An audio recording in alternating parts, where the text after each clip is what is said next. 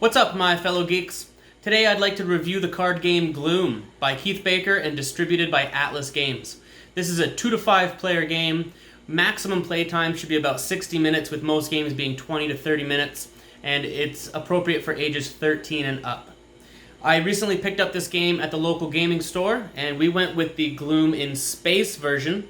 The original Gloom and all expansions are compatible with one another, so that's really nice.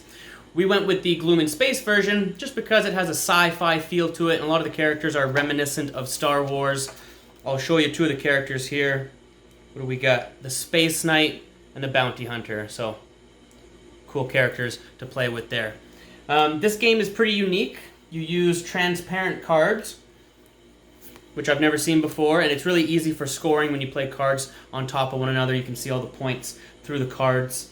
The goal of this game, each player assembles a team of 4 characters, and then players take turns going around the table taking actions on one another or on your own characters, with the goal being your characters living the most bleak lives and ultimately dying the most horrible deaths. That's how you're going to build up the most points. So it's a really unique concept. I've never seen it before.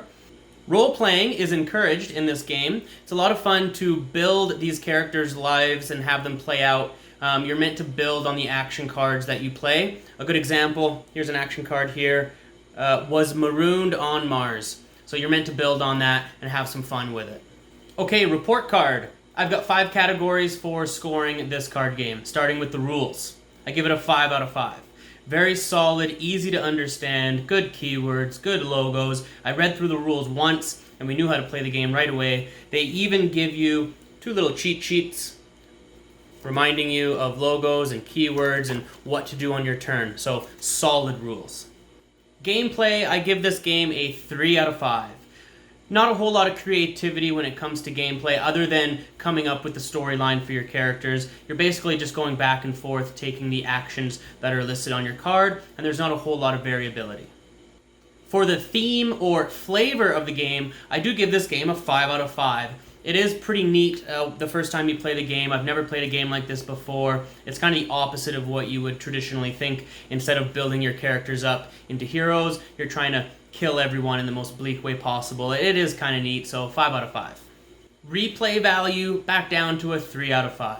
Again, there's not a whole lot of variability, and once you've played the game a handful of times, it kind of feels like you're doing the same thing over and over again. The best way to get a good replay value out of this game would be to go and buy all the different expansions, which I plan to do, because it is a fun game. I do like it, I do enjoy it, or play with a new group of people. Then the replay value would go up, but I'm going to keep it at a 3 out of 5. And finally, the fun factor, I give it a 4 out of 5. We love the characters, we love the theme, there's no other game like it. It's quick, it's easy, it's not complicated, we get to create storylines with these characters. It is a lot of fun, so 4 out of 5. Final score, 20 out of a possible 25 points, or a 4-star game.